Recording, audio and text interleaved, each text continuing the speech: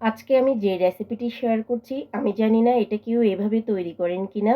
আমি বাসায় যখন আগে তৈরি করেছি আমার কাছে খুব ভালো লেগেছে, সেজন্য আমি আপনাদের সঙ্গে শেয়ার করছি। এটা গরমের সময় একটা ভালো সবজি যেটা আমাদের শরীরকে ঠান্ডা রাখে। আর যারা ডায়েটে আছেন তাদের জন্য তো কোনো কথাই নেই, অনেক ভালো একটি সবজি। চলুন যাই আমার আজকের রেসিপিতে। আসসালামু আলাইকুম, ওয়েলকাম টু মনিস কুকবুক। আশা করছি সবাই ভালো আছেন। আজকে আমি শসা দিয়ে চিংড়ি তৈরি করব। এখন আমি দুটো শসা নিয়ে নিয়েছি, আর শসাগুলিকে আমি এখনই ছিলে নেব।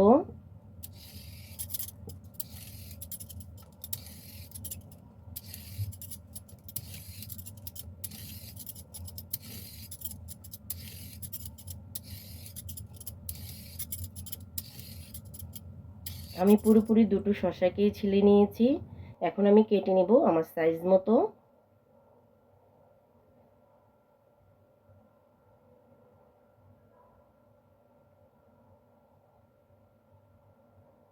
এই শসাগুলো একদমই কচি কচি শসা। এই ধরনের শসা দিয়ে তৈরি করলেই বেশি ভালো হয় সবজিটা।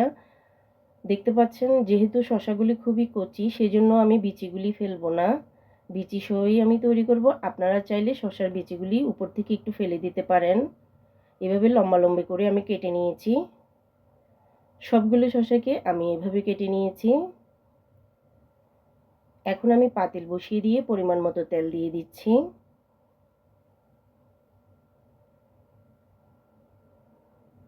আমি কিছুটা হাফ চামচের মতো গোটা জিরা দিয়ে দিচ্ছি, সেই সাথে আমি কিছুটা কালো জিরাও অ্যাড করে দিচ্ছি।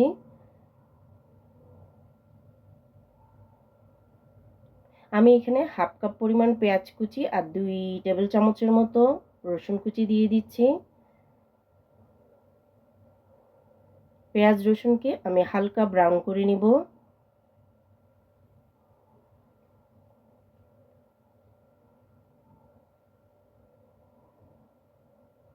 যখনই হালকা ব্রাউন কালার চলে আসবে তখন আমি অন্য মশলাগুলি অ্যাড করে দিব।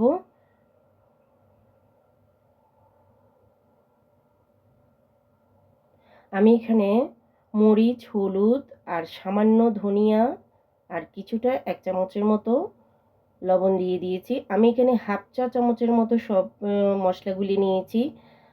সামান্য পানি দিয়ে আমি এখন কষিয়ে নিব। আমার কাছে মনে হয় এই সবজিটা হালকা মশলা দিয়ে তৈরি করলেই ভালো হয়, বেশি মশলা দিলে কিন্তু ভালো লাগে না। সেই সাথে আমি দিয়ে দিচ্ছি কিছুটা কাঁচামরিচ। আপনারা চাইলে শুধু কাঁচামরিচ দিয়েও তৈরি করতে পারেন।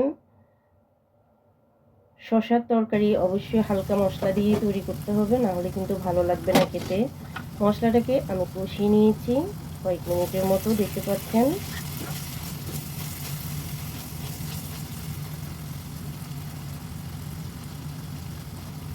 মশলা যখন কষানো হয়ে এসেছে এখন আমি দিয়ে দিব চিংড়ি মাছ। আজকে আমি চিংড়ি মাছের সাথে শসাটা তৈরি করছি।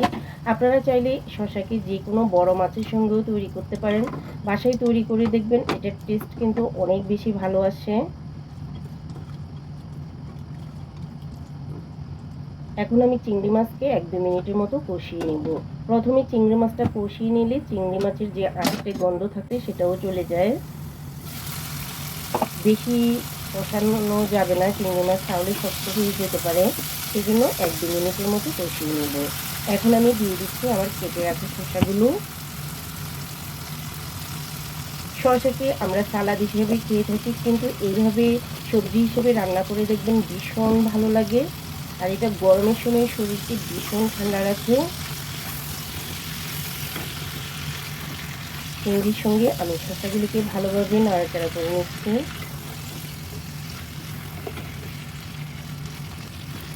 ভালোভাবে নাড়াচাড়া করে দিয়ে আমি 5-6 মিনিটের মতো রান্না করে নেব। প্রথমে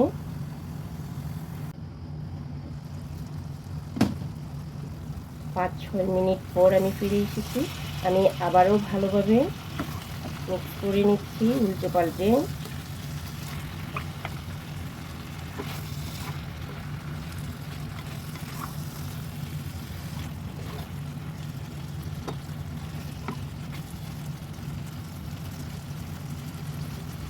এখন আমি বড় একটি টমেটোকে স্লাইস করে কেটে দিয়ে দিচ্ছি।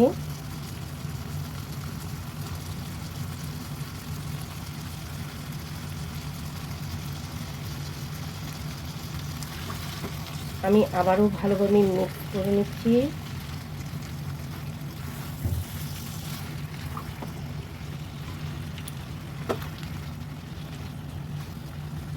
এখন আমি কভার করে দিয়ে আরও 2-3 মিনিটের মতো সিদ্ধ করে নেব, যতক্ষণ না শসাটা ভালোভাবে সিদ্ধ হয়ে যায়। দেখতে পাচ্ছেন এখন অনেকখানি সিদ্ধ হয়ে এসেছে। শসা একদম সিদ্ধ হয়ে গেছে। একটু নাড়াচাড়া করে দিয়ে এখন আমি কিছুটা ঝোলের পানি দিয়ে দিব। এই শসাটা গায়ে মাখা রান্না করলে ভালো লাগে না, একটু হালকা ঝোল থাকলে ভালো লাগবে। সেই জন্য আমি কিছুটা পরিমাণ ঝোল দিয়ে দিয়েছি, বেশি দেইনি। আপনারাও এরকম রাখতে পারেন বা আপনাদের ভালো লাগলে আরও বেশিও ঝোল রাখতে পারেন। আমি আরও কভার করে দিয়ে 1-2 মিনিট রান্না করে নেব।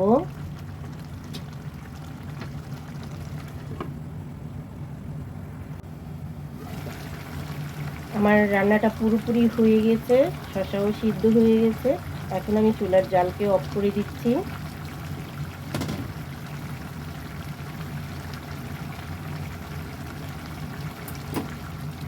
যদি আমার রেসিপিটি ভালো লেগে থাকে অবশ্যই একটি লাইক দিয়ে আমার চ্যানেলটিকে সাবস্ক্রাইব করে নেবেন পরবর্তী রেসিপি দেখার জন্য।